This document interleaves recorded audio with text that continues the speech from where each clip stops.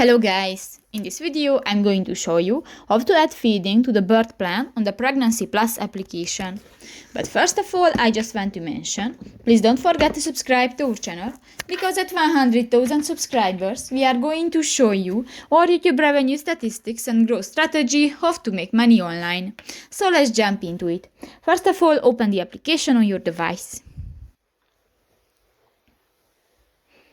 Click to the Me button next to the baby icon at the lower bar on the screen and click to the birth plan button. New, in the select items section, you can find the feeding option under the umbilical cord. Click that and you can find different options. For example, I would like to have some help the first time I breastfeed my baby, or others. And if you want to add an item to your birth plan, just click to the plus icon and done.